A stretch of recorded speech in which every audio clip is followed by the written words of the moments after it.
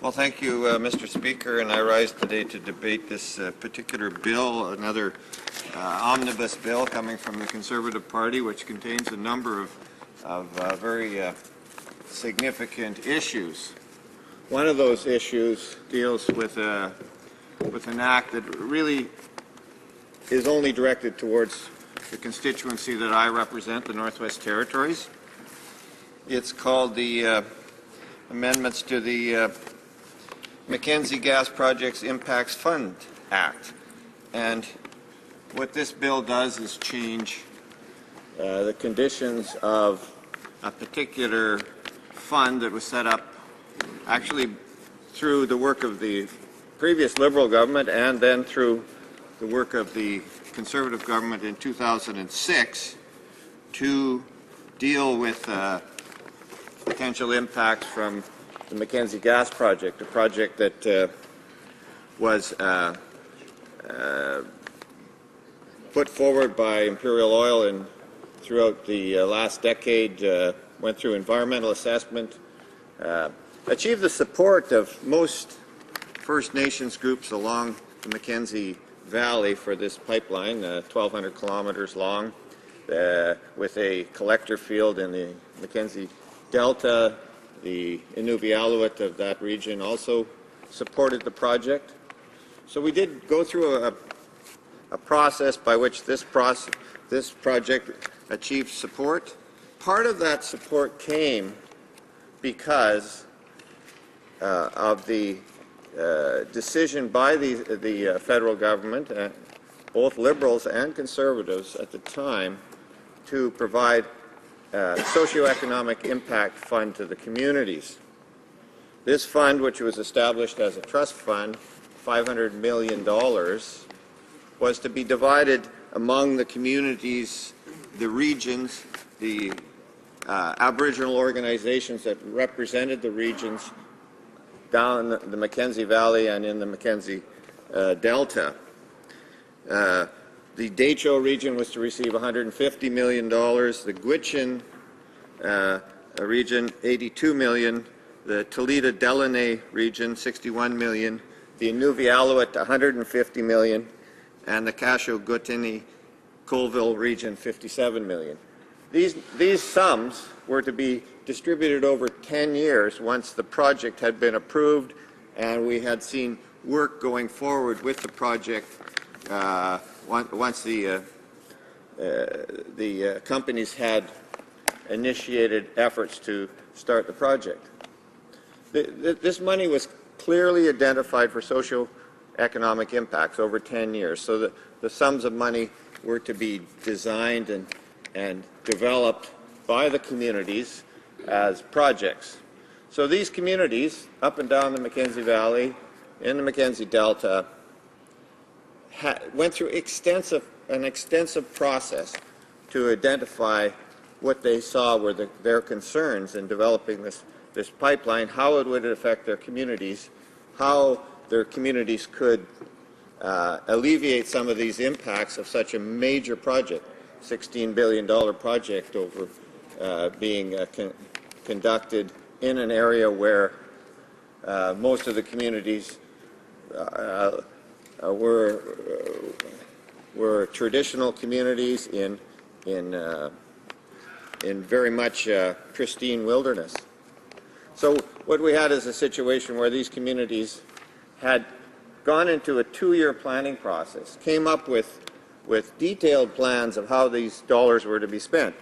The government at the time set up through an act of parliament, set up a corporation, an independent corporation, which would manage these funds and which would ensure that, as it says in the corporation would only provide contributions to regional organs in respect of a project if the project mitigated the existing or anticipated socio-economic impacts on the communities in the Northwest Territories arising from the Mackenzie Gas Project.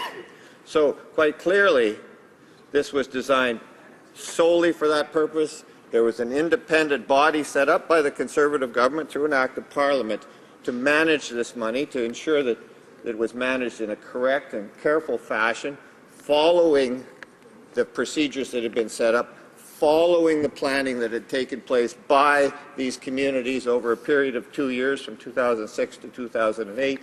All this work was accomplished. It was put in place. So that's a basic history of what's happened with it. Now the Conservatives are talking about changing this project and this act to one in which a minister, not designated in the act, will have the sole responsibility for issuing the funds under this rather large amount of money. So we have a situation in which the minister is not known. The minister, and one of the significant differences in the bill is that in the previous bill, the corporation may only deal with this particular aspect when it's dealing with funding. Now, the new minister may designate funds.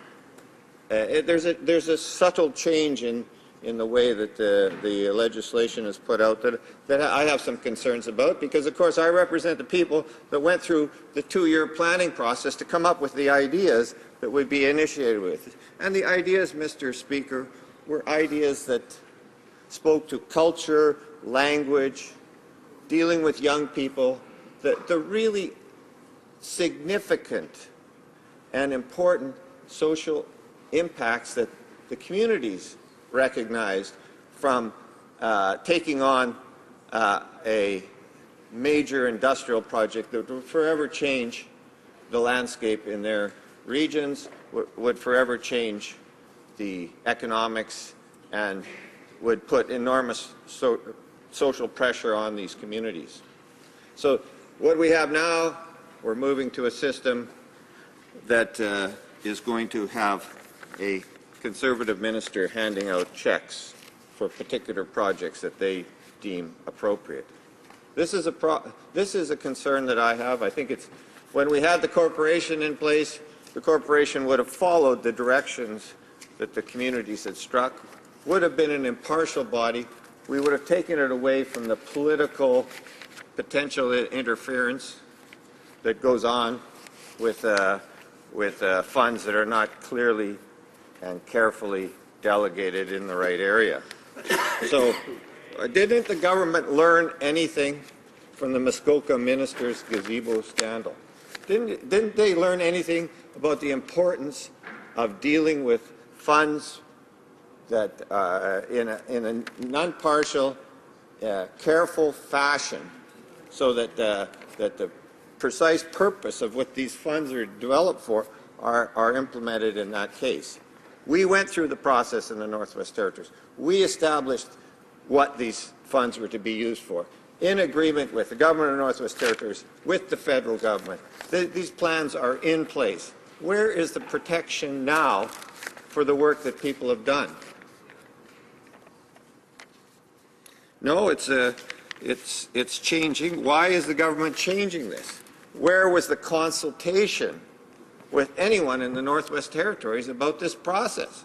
Where did the government actually talk to people and say, oh, we want to actually take it out of the hands of an impartial corporation that's very carefully configured to ensure that the dollars are spent the way that the communities want, into the hands of a minister who may or may not decide to support projects based on political considerations? Where was that consultation? How did that work? Where's the success of that? So what we have is a $500 million fund that has now been cut loose by the Government of Canada, by the Conservative Government of Canada, into the hands of a minister. It may or may not work in the way that it was designed to work. This is a thing that, a pattern, I guess, that we can follow with this government. Started off with good intentions, started off in a way that they felt accountability was important. They recognized that they didn't want to follow the Liberal pattern. Now they're back. What pattern are they following? They're back to the way the Liberals used to govern. They're back there now. This is just another indication of, Mr. Speaker. I really am sorry that this has happened. And